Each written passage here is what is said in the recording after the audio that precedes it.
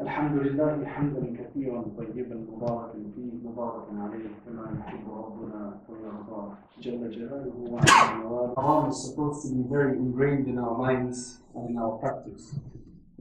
But I don't think we speak about it enough to kind of explore the various different facets of the general idea of what Islam requires from us in terms of purity. If I put it this way, very simply, that Islam is a religion of purity, it would not be incorrect for me to say that. And I'll tell you why. Purity spans and infuses every single aspect of Muslim life, all the way from their belief, to their practice, to their consumption, and to their inner being and their heart. And this is no exaggeration. I'm not exaggerating, and I'll explain. Firstly, there's a famous hadith of Rasulullah sallallahu alaihi wasallam related by Imam Muslim, etc. At-tahuru shatrul iman. Purity is half of faith. Shatr. And this half of faith is purity. What does that mean? Purity is half of faith. Now, generally, when we understand that, we're talking about doing wudu, being in a state of ghusl, not being in a seminally defiled state, but being in a pure state, and thus coming and being able to perform prayer, for instance. But purity spans a number of different things. For example, purity being half of faith, we have purity of food. The food has to be halal tayyib. So we understand that what we consume needs to be pure and halal. Halal means it is supposed to be pure. It is supposed to be clean. And cleanliness in anything is according to the nature of that thing. Cleanliness in anything will be according to the nature of that thing. Then we've got purity of the heart, the concept of tazkiyah, the concept of spiritual purification of the heart, tazkiyah. That's also that's going to go on my throat. You're going to hear my throat. You got a volume button on? So, that's fine. That's louder, mashallah. That's louder. So, purity of food, purity of the heart, purity of the wealth, the source where we get it from, and what we buy with our wealth. Then you have the concept of zakat. خُذْ مِنْ أَمْوَالِهِمْ صَدَقَةً تُطَهِّرُهُمْ وَتُزَكِّيهِمْ. Allah is talking about zakat. Take zakat from their wealth, the alms, the poor Jew that comes from people's wealth, so that you purify them. You purify them, and you also purify their wealth. لأن الزكاة وسخ أموال الناس, as is mentioned in the hadith of Sahih Muslim. Zakat is the dirt of the wealth of people. Because when we're earning, whether you have a business or you earn through a company, especially today, it's very difficult for us to trace where our money is coming from, the source of our wealth. And because these bits of filth and impurity can come into our wealth, Allah subhanahu wa ta'ala requires that we give 2.5% minimally. 2.5%, beyond that it's sadaqah, it's a voluntary charity, so that our wealth is purified. We're purified as well by the aspect of giving zakah. So can you see how purity is in every aspect? Then we have purity of the heart. For example, Ibn Ata'illah, he says, كَيْفَ يُشْرِقُ قَلْبٌ. Right? Yes. How can a heart be illumined when the heart is filled with impurity? Right? In fact, he says, how is a heart which is soiled going to be able to enter into the pure presence of the court of Allah subhanahu wa ta'ala? If somebody wants to come into this masjid right now and they look dirty, we're going to be wondering, we're going to be saying something. We're going to be saying, no, even Muslims understand if they're in a seminally defiled state, they're not going to come into the masjid. Women in menstruation are not allowed to come into the masjid, into the prayer area, right? The whole reason for that is that this is a pure place which we have designated as being a pure place. There's nothing here that tells us it's a pure place. Ontologically speaking, there's nothing that tells us this is a pure place, except the fact that we understand it to be a masjid, and in our minds, the idea of a masjid is a pure court, a pure place. If our hearts are not pure, then how will they be able to enter into the presence of the truly pure court of Allah subhanahu wa ta'ala on the Day of Judgment? So purity is something that spans everything. It is not just about food, but it's about the source of the food. It's about the source of the wealth that you buy the food with, that you achieve and you acquire the food with. It's about how we keep ourselves. It's about our thoughts and what we think and what we do and what we perceive. It's about our aqidah and our belief, to purify our aqidah and our ideology, our perspective. So Allah subhanahu wa ta'ala says, Ya ayyuhan nas, O people, eat from that which is on the earth. Eat of that which is on the earth, which is halal and tayyib, which is pure and halal, lawful and pure. Generally halal and tayyiba. Tayyib means something which is excellent, something which is of a quality, something which you look at and you taba nafsuka min bihi. Your heart gets elated with it. It's of a very excellent quality. So eat of that which is excellent, pure, and it is lawful. Then Allah says, and do not follow in the footsteps of the shaitan, because he is clearly a manifest enemy for you. So the idea of this, then Allah subhanahu, this is Surah Al-Baqarah. So again Allah says, again in verse 172, just a few verses later, Ya ayyuhal ladina aman, O people who believe now, O people who believe, eat of that which is pure, of that which we have provided you as sustenance. And thank Allah.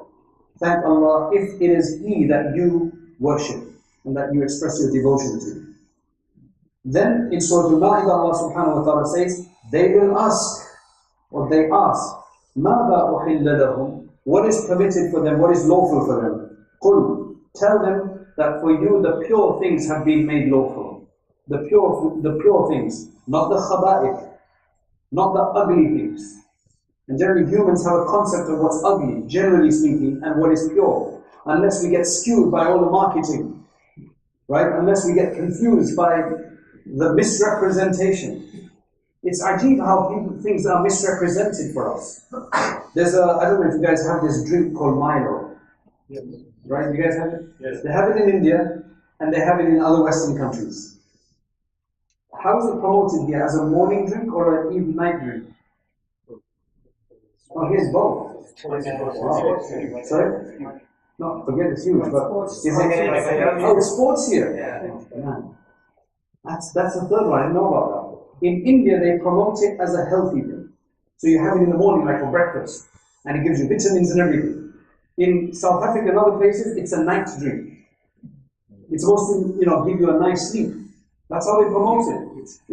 It's Milo is in South Africa, it's a night drink, isn't it? Right? And now you're telling me here it's a sports drink. Wow, that's the same thing, same drink made by Nestle, right? And I've actually been past the headquarters of Nestle in Switzerland, right? So I know this place, right? And they're in 3 countries, they're promoting as different products, and we're just lapping it up. That's why I wonder if Manuka honey really has the property that everybody goes on about. Like I've been wanting to ask this question. Like, I've been wanting to ask this question, is Manuka honey really what it is, or is it a massive gimmick? It's more. No fatwa, I'm just questioning. We're just creating doubts. Just trying to destabilize so that you think. That's what I'm saying. Don't lap up what people tell you. I'm not saying become conspiracy theorists, but at least try to find out and figure out what people are telling you. Inshallah, Manuka is fine, right? I'll give you guys that. Because I'm going to take some back with me. So, yeah, I'll give you that much. There's a hadith in Sahih Muslim, Imam Abu Hurairah radiallahu anhu reports that Rasulullah sallallahu alaihi wasallam said, Ya ayyuhan nas, O people, Allah subhanahu wa ta'ala is tayyib. Allah himself is elegant, beautiful, excellent. Allah subhanahu wa ta'ala, as it befits him. I mean, we just don't have the words. Allah is beautiful, and Allah subhanahu wa ta'ala is elegant. La yaqbal illa tayyiban. He doesn't accept that which is pure. He is pure, he only accepts which is pure, that which is pure. And Allah subhanahu wa ta'ala has commanded the believers with exactly that which He has commanded to the prophets. Which is, as Allah says, Ya ayyuha rusul, O messengers, kulu min at-tayyibat, eat of that which is pure. Consume that which is pure. Wa'amalu salihah, and do good deeds, do righteous deeds. Inni bima ta'maluna alim, because I'm well aware of what you do, your actions, I'm well aware of your actions. That's Allah subhanahu wa ta'ala saying that in Surah Al-Mu'minun. Now that's the 4 verses, in fact, this is the 5th verse that we have quoted from the Quran, which is talking about eating pure. Then Allah says, and the Prophet ﷺ actually quoted this from Surah Al-Baqarah, Ya ayyuhalladhina amanu kulu min tayyibati ma razaqnakum, O people who believe, eat of the pure of that which we have provided you. There is so much emphasis on pure. There is a hadith which tells you why it is important to eat of the pure. I mean, if I say that the one thing that a human being is formed of, in terms of the physical body, right? In terms of the physical body, that which we are nourished by, it is going to be food. We need air to breathe, we need water. But in terms of what our flesh is built with, it is food.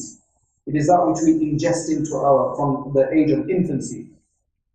And clearly, whatever we eat is going to have an effect on us. There's no doubt about it. An Indian who goes back to India, who was actually born in the West and brought up in the West, or in South Africa for that matter, when you go back to India, the local Indians can tell you that you are a foreigner, even though we're related to those same people. We have the same ancestry. But based on what they have eaten, our diet is totally different. And they can actually tell you that. It's very difficult to disguise yourself. I'm sure many of you may have experienced that. Where we are makes a difference. What we eat makes a difference, clearly. That's why the Prophet ﷺ said in another hadith, لا يدخل الجنة جسد غذي بالحرام. A body which has been nourished by the haram, by the unlawful, will not enter paradise. I mean, of course, this is a warning narration, right? That you will not enter paradise because you have been built and made up of the haram. That's why it is so important to make sure that we feed our children the halal only. And we don't feed them the haram, and we feed ourselves the halal as well. So the Prophet ﷺ said this, and then he mentioned a person who has just traveled to New Zealand, for example, right, in the old days. Right? Not in comfort. A person who has traveled in the old days, not to New Zealand, just generally, he didn't mention there was no New Zealand at that time, right? But somebody who has traveled a great length, a distance, and in those days when you traveled, right, you will become soiled, right? Because there's going to be dust.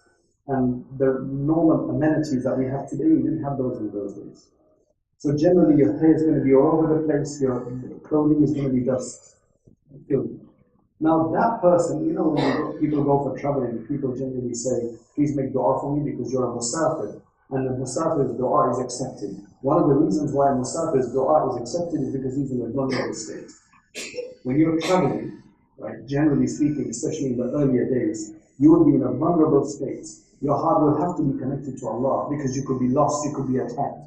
You may not gain some kind of food on the way or whatever the case is. So in a very difficult state. And that's why when you make dua, then you are very close to Allah at that time. Right? Our traveling today is much different. Right? It's much more luxurious. But that was the case. So that kind of a person, his du'as are worthy of being answered. However, the Prophet ﷺ said that there's a man who's got this long journey he's on, he is disheveled, he is soiled, he is putting his hands up to Allah and saying, Ya Rabbi, Ya Rabbi, oh my Lord, give me whatever it is. But the Prophet ﷺ said, his state is that وَمَطْعَمُهُ حَرَامٌ وَمَشْرَبُهُ حَرَامٌ وَمَلْبَسُهُ حَرَامٌ. His mat'am and his mashrab are haram. Now I believe that the reason why he's used the mat'am and mashrab in this particular form, I mean for those who understand Arabic, they understand, not just his food is halal and haram, but the source, mat'am, the place from which he gets his food, and his drink is haram. So your food doesn't have to be halal, it can be halal, but But the source from which you get your food, right? How you get your food, the money with which you get your food, is that halal or haram money? So the source of it, because the mat'am is halal, the mashrab is haram, the malbas, even the source of your garments, your clothing, is haram. And then he says, وَغُذِيَ بِالْحَرَامِ, and he's being nourished by the haram, sustained by the haram. That tells you that that's actually what you're eating, whereas the other one is your source. Wallahu a'lam. But that's what it seems like. فَأَنَّا يُسْتَجَابُ لِذَلِكَ. But where is this, such a person going to get acceptance from? Even though, if there's anybody whose dua should be accepted, it should be this person, because he is in that state of acceptance. But because of what they've been feeding themselves and nourishing themselves with, this is what the problem is. And you can see how serious this is now, where Allah, the emphasis is on tayyib and halal and tayyib. That's why one of the righteous people of the past, they were asked, بِمَ تَلِينُ الْقُلُوبِ, how can you soften the heart? So, how do hearts become soft? So he said, بِأَكْلِ الْحَلَالِ. It's by eating the halal, your heart will become soft. Now, there's a few things that I want to mention here. A few things. The heart becomes soft. Why do we want our hearts to become soft? One of the reasons is that if our heart becomes soft, then we actually feel like doing good deeds. When the Quran is being recited, it will actually help us. It will inspire us. When somebody tells us something good, we'll actually feel like doing it. Have you noticed there may be times when we actually don't feel like praying, when we don't feel like opening the Quran and reciting it? The reason is that the heart has become hard. Now when the heart becomes hard, then it's difficult for the tawfiq to penetrate. So, eating halal is one way to soften the heart. Eating haram hardens the heart.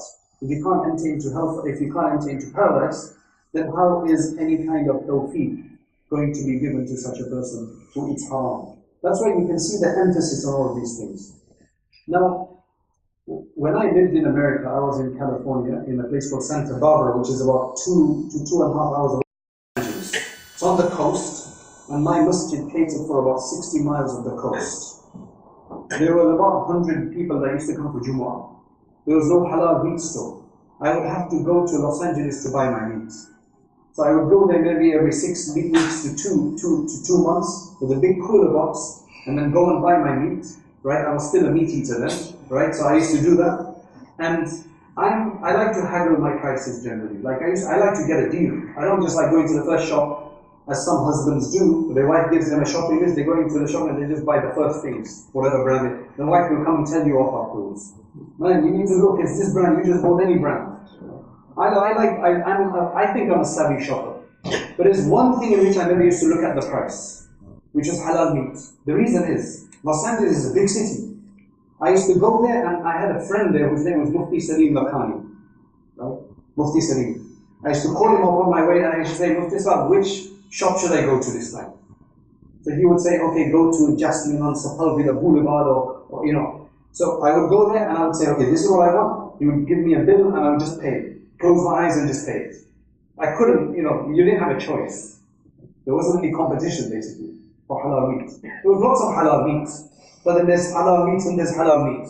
And I'll tell you about America, right? It's a really weird place for this. The next time, after the next 2 months, I go again. I call Mufti Salim. I said, where should I go this time? He says, go to Anaheim. Go to, you know, this other place in Anaheim. I said, why? What happened to? Oh, I caught them mixing. Mixing means that meat shops have suppliers, right? They don't cut the meat themselves. They have a supplier distributor. So now it costs more to buy halal. The proper halal costs more. They charge more because there's a lot more effort in it. And that means less profit. Right? The market regulates how much you can, you know, how much people are willing to pay. And Muslims are not willing to pay enough money for their meat. In fact, I've been told by meat industry experts that some of the worst quality meat is being supplied to Muslims. Now what do I mean by that? You know, like in everything else, there are qualities. There are grades of, you know, top quality, second quality, third quality. Even in olive oil, you've got grades, right? because of the consumption by Muslims of meat, they love their meat, especially the Indian, Pakistani Arabs, everybody loves meat, right? They want it as cheap as possible. And for suppliers to provide it as cheap as possible, they're going to get, now we don't even know there's grades in meat. For most people, they don't even know that there's grades in meat. You know, what is it fed, how is it produced, how is it kept? And subhanAllah, I went to Canada, and I went with one of the local certifying body, one of the ulama there. He took me to this particular beef plant. MashaAllah, the beef was all hung up, right, cut, white meat, like chicken. He said, how is that possible? Because generally beef is red meat. And you guys know that, right? It's red meat. He said, because they feed them a certain grain only. It was very special. In fact, the best beef that I've actually had is in Zambia and Zimbabwe, better than even South Africa. You take the Zambian stuff. It's good stuff, man.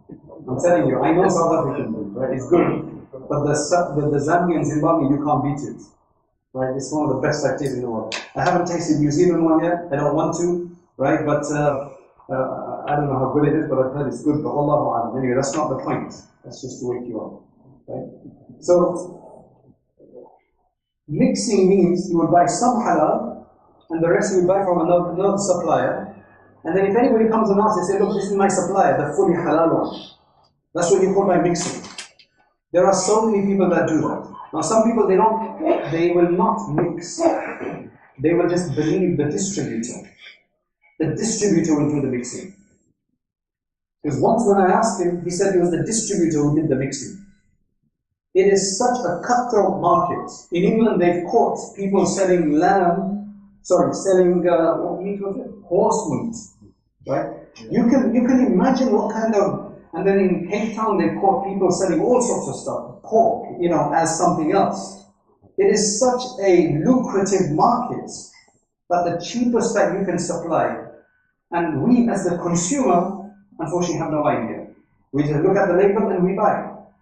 Now I know too much about this industry, that's why I find it very difficult. In fact, when I was in Hajj a few years ago, there was a person with me who was originally from Pakistan. Now, I didn't eat the chicken because I've got some issues with the chicken there. It comes from Brazil, I've got some issues there, right? So I wasn't eating the chicken. And this brother next to me who was sleeping close to me, he wasn't eating the chicken. I said, why are you eating it? He says, my family has a farm in Pakistan, a battery farm, these chicken producing battery farms, not free cage, cage free, but these industrial ones. And he says, I know how they're produced. And he couldn't eat it even though his family's in that business. I'm not trying to scare you off, I just want to make you more aware, because this stuff is so important to us because of how it affects our heart and it affects our children. It is so important. Alhamdulillah, we're not in America where they put hormones in there, right? Inshallah. At least I've heard that your meat is a bit better than some of the rest of the world. That's what I've heard. Right? Is it? So alhamdulillah, at least you know that. Right? So you can maybe be a bit more discriminatory. But what I'm trying to tell you is that there is so much problem. In fact, in America, I went to a person's house who gave me, I was in a place in Northern California, and somebody invited me to their house. Now on the table, he had a number of dishes. And this is what he told me, I'm not joking, these are his words. Okay, this is halal, this is dhabiha. This one is dhabiha, and this one is halal. I said, I knew what he was talking about. In America, there's a big difference between what's halal and what's dhabiha. What do I mean by that? Dhabiha means slaughtered, hand slaughtered. Dhabiha means slaughtered. Halal is supposed to be dhabiha as well. Right? But in America, every dhabiha is halal, but not every halal is dhabiha. وَبَيْنَهُمَا عُمُومٌ وَخُصُوصٌ مُطْلَقٌ. The universal particular relationship, if you understand your logic. Right? What he meant was that, I remember before this, I went to somebody else's house to eat. I'd gone there for Taraweeh. Before I moved to America, I'd gone there for Taraweeh. And this wonderful brother, he invited me to his house to eat. And it's iftar time and you're hungry. And mashallah, this whole tray of chicken legs came out. And I was just going to go for them. Right? At that time, I was going to eat them. And then we just started talking about meat. And he says, yes, I got my meat from Kroger's, which is the local supermarket, Countdown. Right? Now, here, Countdown could even be halal from what I've heard, because a lot of your meat is halal in general. But I'm not saying there's cross-contamination. But in America, that's not the case at all. There's no possibility of that being halal. He just goes and picks it up and says, Bismillah, eat. Right? So, I said, oh no, I can't eat anymore. So the whole fatwa there is that this is supposed to be a Christian country, so you can eat the meat. Now, why is that a problem? Because America is not a Christian country. Yes, it's got lots of Christians there, but it's not a Christian country. And they'll tell you that. Church and state are totally separate. And the guy who's cutting the meat, he may not even be a Christian. He could be a Buddhist, he could be an atheist, or he could be some guy with tattoos swearing his head off when he cuts his meat. And you're saying it's a Christian country, Bismillah, eat. Yes, there's a hadith which says the Prophet said, Sammillah wa kul. Right, go and say the name of Allah, eat.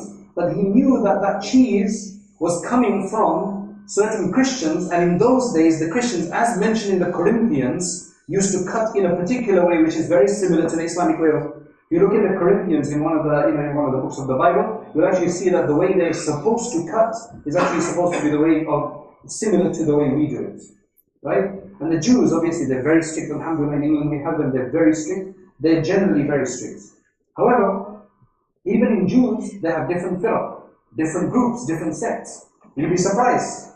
Most Jews are very particular, but once I went to a supermarket and there was kosher gelatin in the yogurt. So I decided to call them up for some reason, I can't remember why. So I called them up and I said, yes, the gelatin is kosher, but it's from pork. I said, how does that work? I said, this particular certifying body, which comes from, like we have Shia, Sunni, etc. So they've got, just because Jew doesn't mean that you have to allow it. They have various firaq within them. So this particular one, they only believe that the flesh, the meat of pig is haram, not the bones or skin. And the bones and skin is where you get gelatin from. So it's a confusing market out there. Right? I'm just mentioning this not to spoil your food, but to make us aware because this is so important for us. This is so important for us to understand this.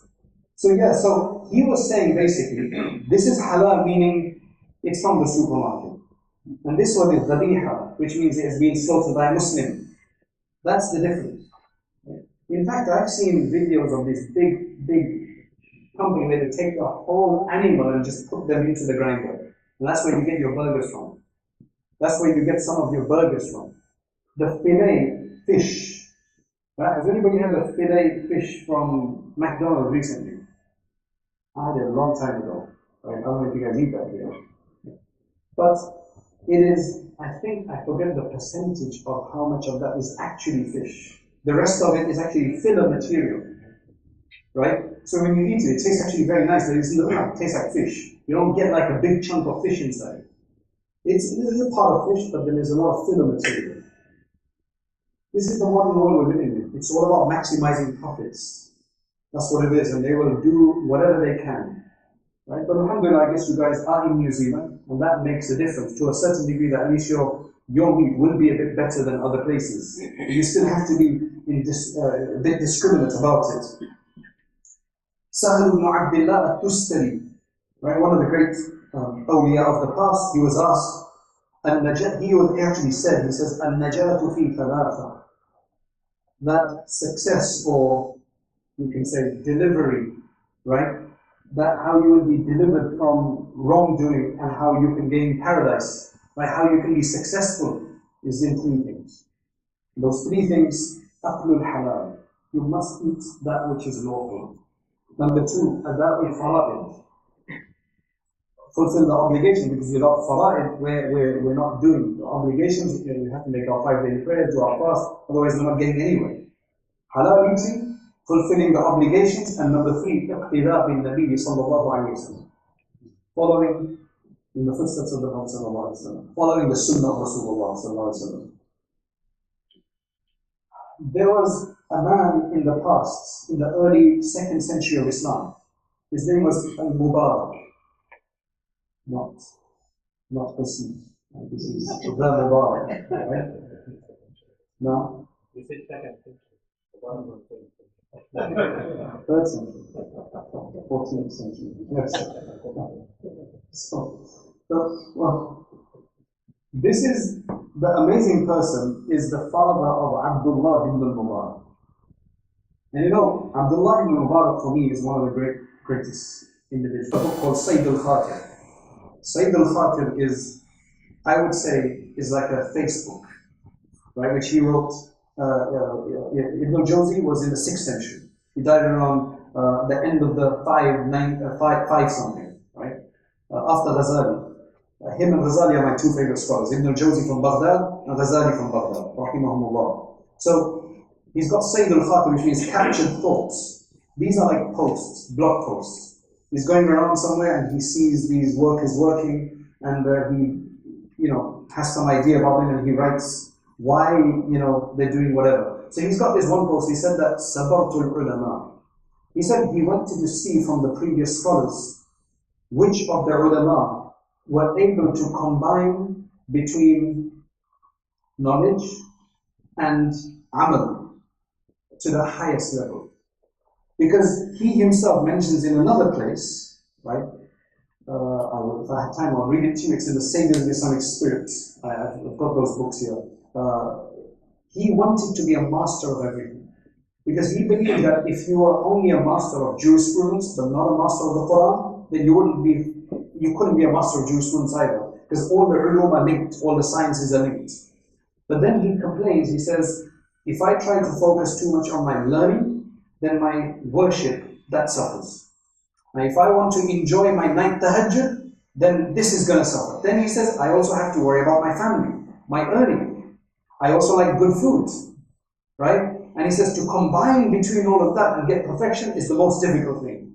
But subhanAllah, and then he talks about different people who try to achieve, high aspirations in this world, and he critiques them. And then he says at the end, he says, I will continue to do my best to try to achieve perfection in everything. Because I know that I will not be able to fulfill it all. But I do also know that the Prophet ﷺ has said that إِنَّمَا الْأَعْمَالُ بِالنِّيَّاتِ, actions are according to intentions. So if that's my desire, then inshallah in the hereafter Allah will raise me as proficient in everything. But then he says that I looked at the ulama of the past to see who were going to be those who managed to have the highest level of knowledge and also have the highest level of action. So he says, Sabartul ulama. What does the word sabar mean? Those who understand Arabic.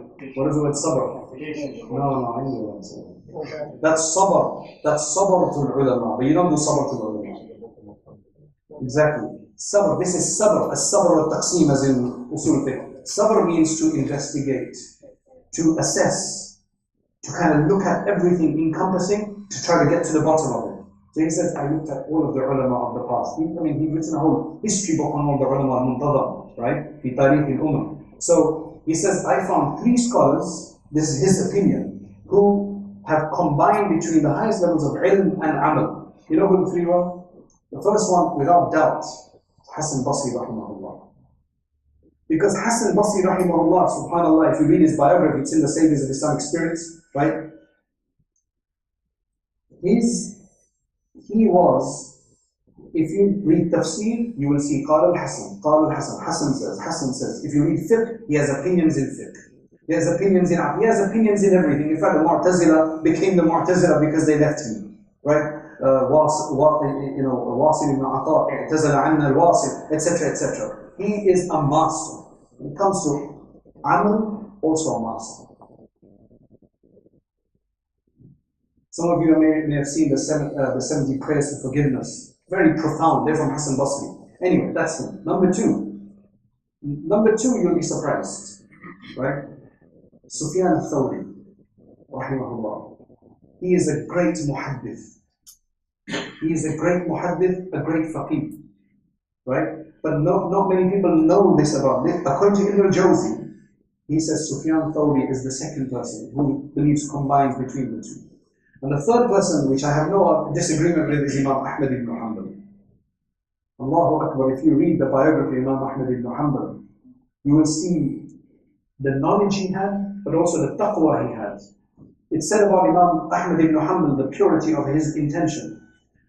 I don't know if some of you may know, I don't know what happens in Fiji, but when I was 6 years old, when I went to India, they used to sell ice cream on a leaf. There were no disposable in those days. That was the disposable, right? It was a leaf, and they gave you that. He told somebody to buy some butter or something from him from the store. They sent it on a leaf, wrapped up. He took the butter and he sent the leaf back. He said, I only purchased the butter, not the leaf. That's how particular he was. Right? MashaAllah, Imam Ahmad bin Hanbal. Now, if he mentions a fourth person, he says that if I want to add a fourth person, I forget who he mentioned, but I would definitely put Abdullah ibn Mubarak as the fourth person. Now, his father Mubarak was a servant or a slave that used to work for a pomegranate orchard. Right? So his master used to have this massive pomegranate orchard, and he used to look after it. He'd been working there for years. One day his master came with a guest, with a friend, and he said, Mubarak, go and bring me some pomegranates. So he goes and he grabs a few pomegranates, and he brings them to the master. The master looks at them, opens them, and they are sour. And he gets really angry and says, what's wrong with you? Go and get me some good pomegranates. So he goes and he looks and he finds a few more pomegranates and he brings them. And again, they're not very nice. So he's like, what is wrong with you? Are you playing a joke with me? You don't know what a pomegranate is? I don't know. That's all I know. I don't know how to choose a pomegranate. And he's shocked. Because generally you're working somewhere, right? You're going to eat a pomegranate. You're going to check them out. You're going to really be a master of pomegranates. And he says, I've never tasted a pomegranate from here. It's not mine to taste. He goes home and he discusses with his wife. They had a daughter, and mashallah, they made that proposal and he got married with his daughter.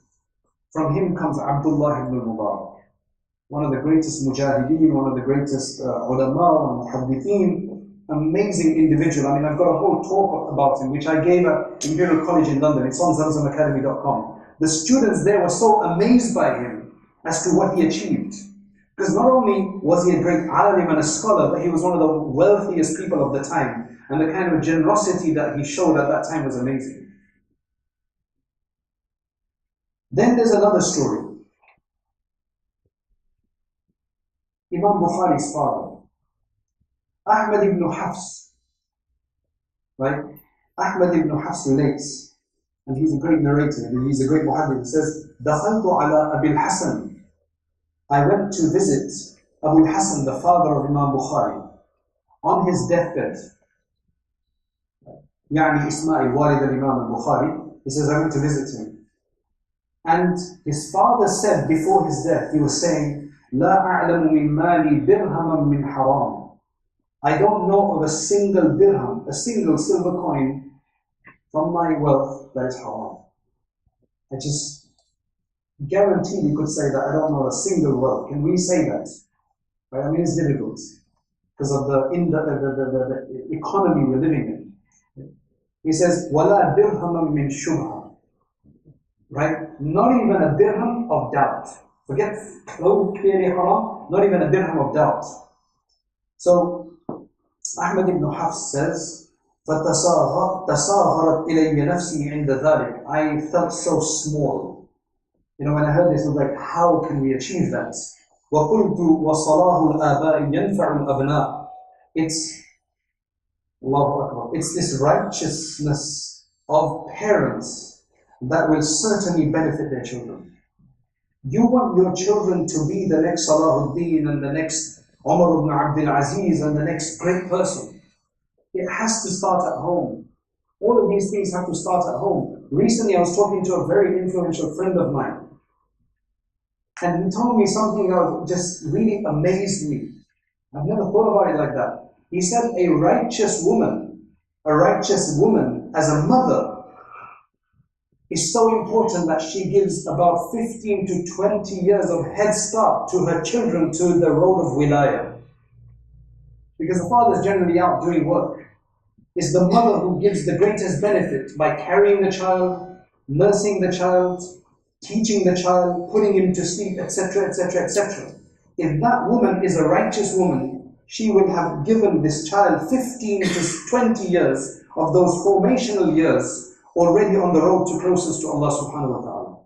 And if there's not a righteous woman, and the child is brought up on not with the halal and not with anything, then can you imagine, I've seen people who have only become religious and practicing when they've come to university. A university is supposed to be challenging and corruptive. And these people actually gained their Islam at university, because that's when they actually met other good Muslims. And they're like, oh wow, this is what Islam is really about? I thought Islam was just eat bread. Seriously. There's a place I went to in Tucson, Arizona. I gave a lecture at the university. There was a sister there that I was told, one of the students, that she only met other Muslims when she came to university, except her family, other than her family. You've got people like that. Imam Bukhari, his great name, his mother was a great person. But his father was also a great person. But he doesn't know the single penny of haram in his wealth. That's why the same Ahmad ibn Hafs, he says, as Allah says, وَكَانَ أَبُوهُمَا صَالِحًا. You know those two, as in Surah Al-Kahf, those two yatim, those two orphans, that Khidr or Khadir alayhi salam, he fixed their wall up, right? And the reason that Khadir gave afterwards is because their parents, right, their father was a religious man. He's dead, he's gone, they're orphans. But Allah is protecting the children because of the piety of the parents. You know, we think that the few things we do here and there, they only have a limited effect. Everything we do in this world, which is a quantum world, it has an effect on something else. There are so many things that we do, if it doesn't benefit you directly, it will benefit your progeny. I'll give you an example. There was a student who was studying Deen, he was studying the Deen, but he became a bit disillusioned. He was studying in a village in India, right? He was studying in a village in India, and when he would come to his village, he was actually from another country, but so when he would come to his village in India, he heard about a girl in the village who was a bit loose. Like she was known to sleep around a bit, right? So he got interested. Now he's a foreigner, so he can easily pick her up. She'd be more than willing. I mean, that's what he thought anyway, right? So with his local friend, his village friend, he said, next time I come for holidays from studying, then I want you to fix it up for me. So now, after a few months or whatever it was, I can't know what he said, but he came back, and he was all ready that this is now the first time that he's going to be with a woman. Haram, obviously. And it so happened that when he got to the village, that girl was actually from somewhere else, but she used to come to visit her relatives there. She wasn't able to make it. Now he's angry. He's clearly very angry, very frustrated that this happened. But later, several years later, whatever, when he got married, he thanks Allah. And he tells us this, he's thanking Allah that Alhamdulillah, Allah saved me that day. Otherwise, he was ready for it. Why was he saved? Because he reckons that he was saved because of his parents' dua and because of what he was doing. Though he wanted to do something wrong. That's why don't ever underestimate any good deed. Every good deed contributes. And sometimes we have problems in our life, right? We have problems with our children, we have problems with our own selves, we have problems with business, whatever, and we don't know what it is that's affecting us. We need to look at things holistically and to use them. Everything has an effect. That's why there's a Yusuf ibn Asbat, rahimahullah, who's a great tabi'i, right after the Sahaba. He said that when a young man, a young woman, a young man, a youth, right, who is supposed to be enjoying themselves, when that kind of a person generally begins to worship Allah, shaitan gets worried. What's going on here?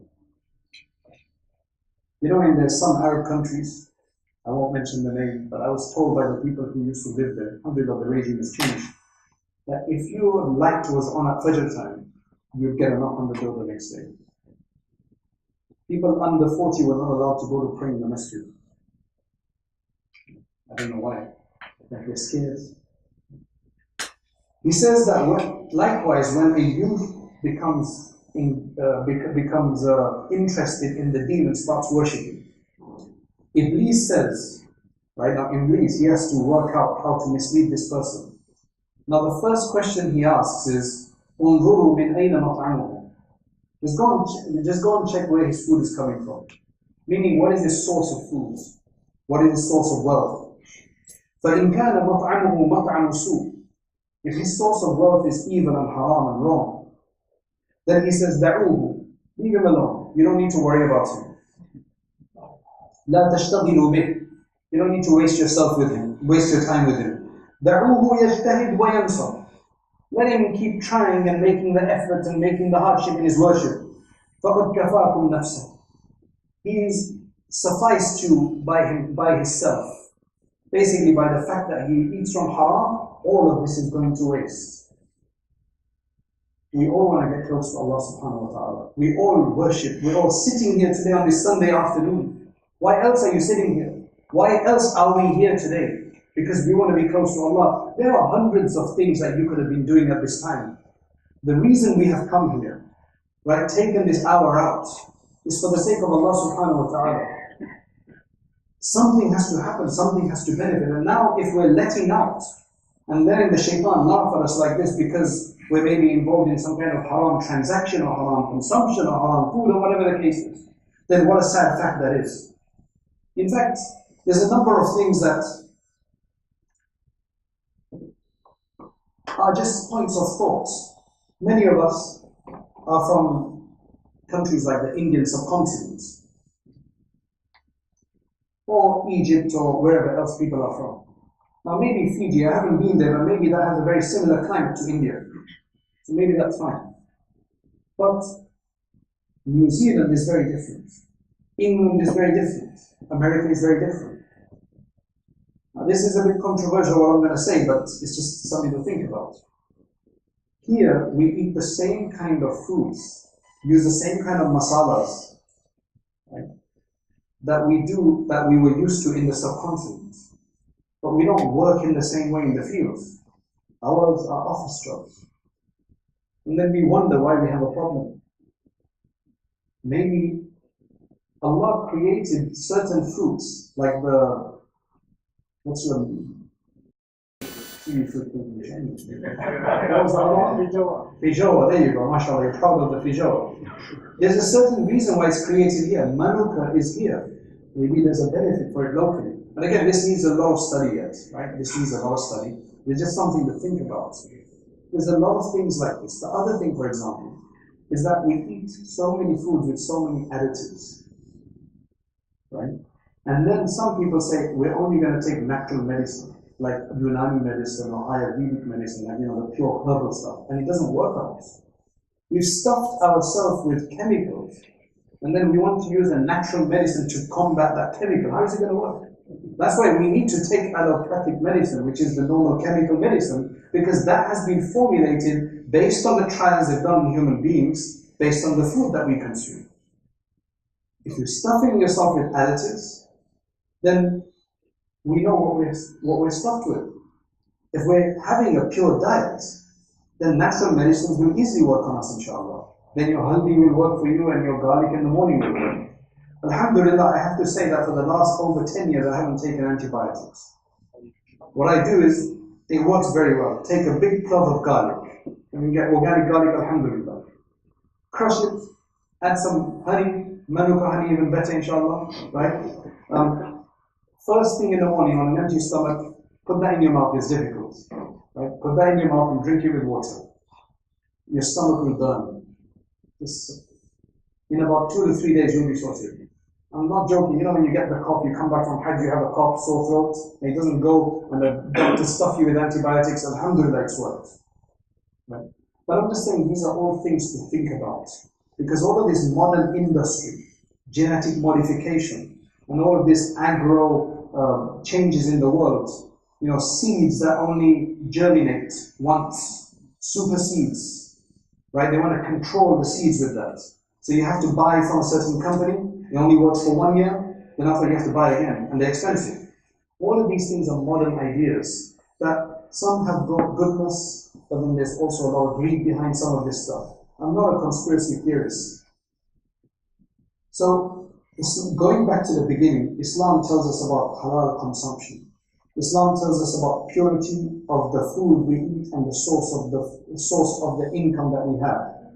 Islam tells us about the purity of the physical purity, stay clean, Stay away from adha, stay away from dirt, right? وَيَسْأَلُونَكَ عَنِ الْمَحِيضِ قُلْ هُوَ أَذًى فَاعْتَزِلُوا النِّسَاءَ فِي الْمَحِيضِ. Right? Sexual intercourse is not allowed at certain times, and so on and so forth. All of this is purity. Purifying our wealth, and then purifying our hearts. Basically, the focus on purifying the heart is also very important. That goes hand in hand with eating halal food. What happens is that our hearts are very volatile. Our hearts are very attractive because there's a natural attraction, right, to the various dunyawi attractions of the world. زُيِّنَ لِلنَّاسِ حُبُّ الشَّهَوَاتِ مِنَ النِّسَاءِ وَالْبَنِينَ, and so on, as Allah subhanahu wa ta'ala mentions. These are all attractions that we have. When we go out, again, if I quote Ibn al-Jawzi rahimahullah again, he says that I saw people in a gathering of wa'af, when somebody, mashallah, was talking about Allah and counseling them, and I saw people, their hearts were soft and tender, and their eyes were watering. And he said these same people, when they will go outside, none of this state will be experienced by them. Why is that the case? He said because when you're in this midst, you have a direct connection with Allah subhanahu wa ta'ala. Right? So you focus on Allah. When you go outside, suddenly I need to take a phone call. I need to worry about going to my job, the next project, doing this chore, taking the kids to school, doing this in the house, doing that in the house. All of these different things. So I can't remember Allah. So what happens is you get distracted. So what Allah has imposed on us is 5 daily prayers.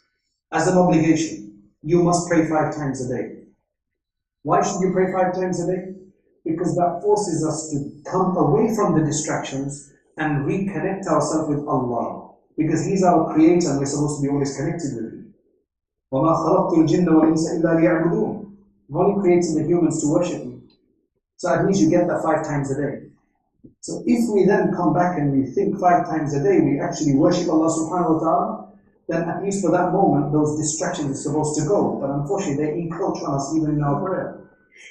Because I'm going to hear a beep in my pocket from my phone. And it's going to be like, who is it? No, in prayer. It's our times are distracted times. This is a distracted generation that we're in. However, at least if we pray, Allah will give us Jannah. That's why Ibn Atta'illah says that I am astonished by people who will be pulled by chains into Jannah. Now what does that even mean? Jannah is supposed to be an award, a reward. Why are we talking about being pulled in Jannah with a chain?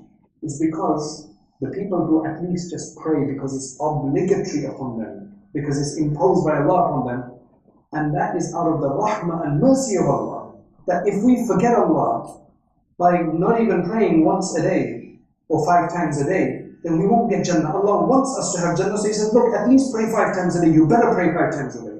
And He gives us all these warnings of this punishment and that punishment, so that at least we pray. That's the thing of distraction. Now the thing is that the reason why we can't focus in our prayer is because all the distractions from outside, they stay in our heart. They stay in our heart. And unfortunately, we can't leave it at the door of the masjid. So even when we're praying, we're focused on something else. How do we gain focus in our prayer? What would be the best thing to do is that a person is able to do his work, like the Sahaba used to do their work, but Allah was always at the back of their mind. The example that generally is easy to understand is that a woman is cooking, right? And she must be focused on her food the way she cooks, because otherwise the husband's probably going to complain if there's less salt or more masala or whatever the case is. So she's obviously focused on how she's cooking. Her children, they're playing outside in the yards. While she's cooking, and she has to focus on the cooking, she's also got half of her mind outside. She's got half of her mind outside on the child. Not throughout, but at least every moment. What, can I hear them? Can I listen to them? Are they still around? Are they playing? Are they crying? Whatever. If Allah subhanahu wa ta'ala can be at the back of our minds, All the time, on the front of our minds, or however you want to say this, like it's disrespectful at the back of our mind, I think. But if He can be in our minds whenever we're doing, that would be the greatest achievement. Because what Allah says in the Quran is, الَّذِينَ يَذْكُرُونَ اللَّهَ قِيَامًا وَقُعُودًا وَعَلَى جُنُوبِهِمْ. Those people who remember Allah standing, sitting, and on their sides. What does that mean? How do you do dhikr standing and sitting?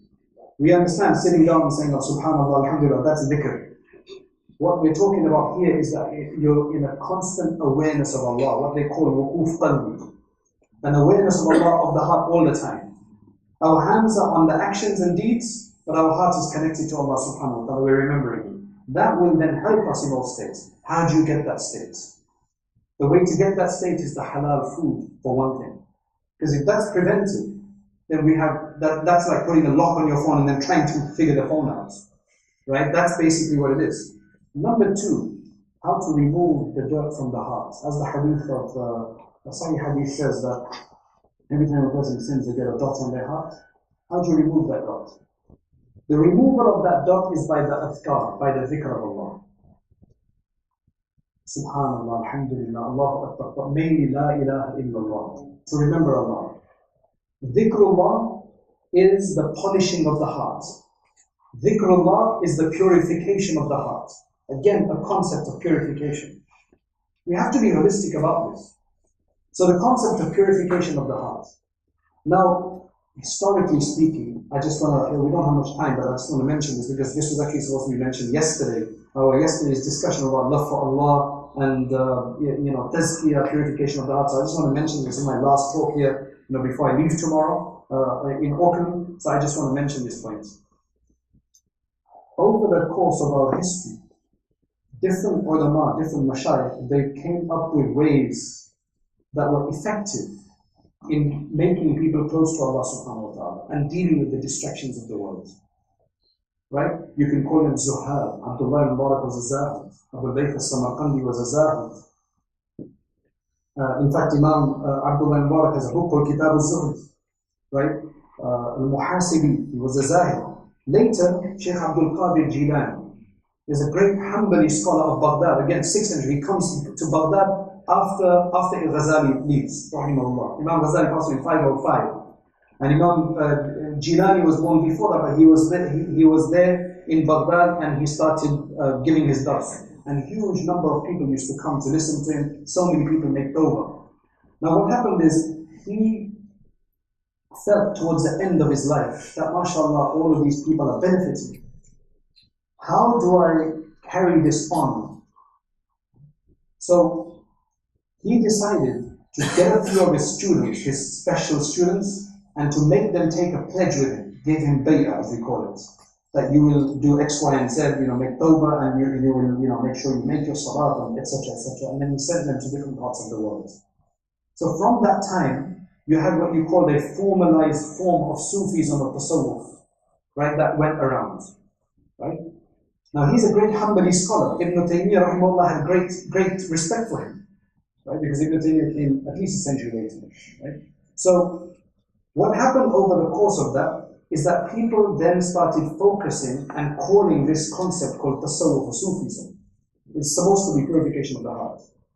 Basically, you got a shaykh, he has students, murids, you can call them whatever, aspirants, and then he tells them, do this one dhikr, do it this way, whatever the case is. Unfortunately, over the centuries, few bid'at and innovations also crept into this. Because different people would say, I think this is very effective, so let me do dhikr this way, or let me do this. So a lot of these kind of weird things came in. So yes, there was a bit of pollution that came in, but you always have the pure tasawwuf as well. Today, when you hear about Sufism, you generally, if you look online, you're going to see Sufis are kafir and this, that, and the other. And what is happening is that there's people who are indiscriminate in the way they look at things. And they've seen somebody doing bad, and thus they've just labeled everybody as bad. And that's not the case. Yes, there are corrupt Sufis. The reason is that a hadith scholar, or somebody who's teaching fiqh, it's going to be very difficult for him to abuse that position. But when you're a sheikh of a tariqah, of a Sufi order as such, people rely on you so much, they look up to you so much, that if you want to now misuse this for the sake of your personal gain, right, you can easily do so. And unfortunately people do, because it's a human failing to have to be selfish. Otherwise, alhamdulillah, our ulama, they've always been that. For example, you guys had a visitor in December whose name was Mufti Ahmed Khanpuri. I don't know if you came to this masjid, right? Mufti Ahmed Khanpuri was like one of the great muftis of Gujarat and of India in general. He is a Sufi, he's a Khalifa of Mufti Mahmud al-Hassan al-Gurdi, who was a Khalifa of Sheikh Zakaria Khandami, your Fadail A'mal, what do you call it, author, right? He has this big khanqa where people, I've actually visited it, where people come and they sit and they do dhikr and so on. He's one of the good Sufis, right?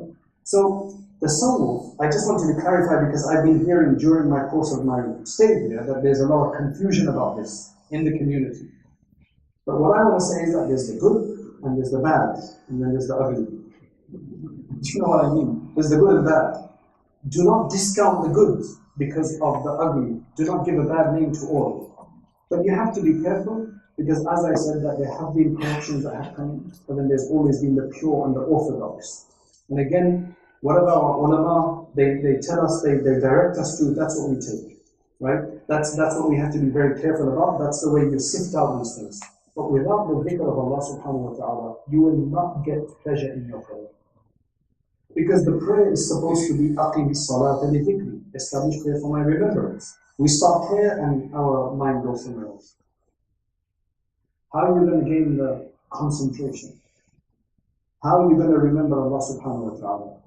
That's why every day we must try to at least do 5, 10, 20 minutes of dhikr by saying Subhanallah, Alhamdulillah, Allahu Astaghfirullah, Rabbi min kulli dhanbin wa atubu ilayh, Salawat Rasulullah sallallahu alaihi wasallam. This is something which has kept the ulama alive. In fact, if you do a study of the people of the past, you will actually see that they had major onslaughts, the Tartars who attacked everybody. But mashallah, the iman was strong in the heart for the common person. And one of the reasons is that if you are, mashallah, with the dhikr of Allah, وَالَّذِينَ آمَنُوا أَشَدُّ حُبًّا لِلَّهِ. If you don't do the dhikr of Allah, Allah subhanahu wa ta'ala says in the Quran, وَمَنْ يَعْشُ عَنْ ذِكْرِ الرَّحْمَنِ نُقَيِّدْ لَهُ شَيْطَانًا فَهُوَ لَهُ قَرِينٌ. Whoever abandons, avoids, stays away from the dhikr of Allah, we will then appoint a shaitan for them and he will become a close accomplice. And then we wonder why we don't want to do anything good. We wonder why we don't feel like doing anything good. We wonder why we don't feel like reading Quran and sometimes even going for Jumu'ah for some people. That becomes a burden. That becomes why it's okay for people to commit zina. Why it's okay to drink wine or beer or whatever it is that people are having. There's nothing in the heart because we're staying away from the dhikr of Allah. I guarantee you, if you start properly to do your salat and everything properly and to have some dhikr in your life, you will see a massive change. This is empirical science. And you do it and you will benefit from it. And there's no doubt about this. So, we ask Allah subhanahu wa ta'ala to grant us a pure life, a pure aqidah, a pure understanding in all of these aspects, pure wealth and pure meat and pure everything else, right? To be honest, I forgot to mention one thing. I have become a semi-vegetarian for the last 1.5 years. Right? I'll tell you why. I think the Prophet ﷺ was a semi-vegetarian. He ate meat. Alhamdulillah, when it came, mashallah, give me another shoulder, give me another one, give me another one. Yes. Now? Even twice a week is too much, sometimes. Right? Yeah. Exactly. Right? Mashallah, Shaykh is mentioning that. Otherwise, aswadain, dates and water. We have, in fact, I went to India and we were saying to them that, we should eat less meat. They're like, what's wrong with you, man? The Hindus do that. Muslims, they're supposed to eat meat. So, telling the South African that is very difficult. I'm telling you, South Africans love their meat. I've lived there for a year, But seriously, it was very difficult. The way we started was, 1 day a week, no meat. Alhamdulillah, then we moved to 2 days, 3 days, 4 days, 5 days. And now we only have meat once or twice a week. When I say meat, I mean chicken, beef, lamb, whatever, even fish. Right? Alhamdulillah, it really helps. It really helps because there are studies that show, because there's a hadith, there's an athar in Muwatta of Imam Malik from Umar radiallahu anhu. He says, meat لَهُ الضَّغَاوَةِ كَالضَّغَاوَةِ الْخَمْرِ. It has an addiction like the addiction of wine. Imam Ghazali rahimahullah, the cardiologist, will tell you that if you eat red meat for 40 days, your heart will become hard from a physical perspective. And Ghazali will tell you that if you eat meat for 40 days, your heart will become hard from a spiritual perspective. Right? Alhamdulillah, a number of people have reduced the meat since we've been discussing this. And just a few weeks ago, there's a person who lives out there who says, Alhamdulillah, I've been doing this for a while, but you know what, we're running out of ideas. What do we do non-meat? So please, can you do a lecture on what to cook for non-meat? Right? But that will, inshallah, protect you in a number of ways. Because vegetables, inshallah, they're generally halal, inshallah. Right? Dals, lentils, and things like that. It's the meat which is generally where the greatest problem lies. Right? Alhamdulillah, I have to say, our certifying organizations, like we got one in England called HMC. When I came to England, after all my experiences in America, HMC was a blessing for me. Because I would go to a restaurant or a shop and I would see a red, yellow HMC sticker, I would close my eyes, go in and buy it.